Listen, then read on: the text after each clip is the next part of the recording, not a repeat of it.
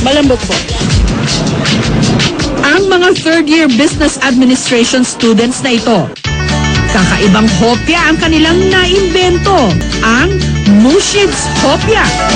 Ano ba yung pwede namin i-innovate na product? Sabi namin, bakit hindi na lang hopya?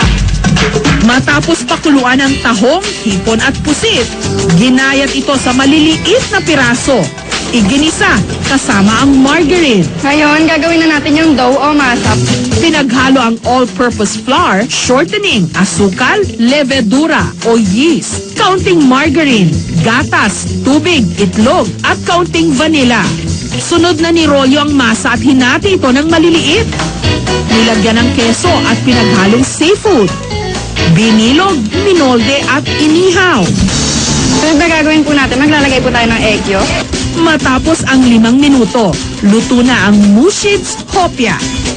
Actually, it's very tasty. Better actually than the normal hopya kasi the taste is actually very interesting, very good.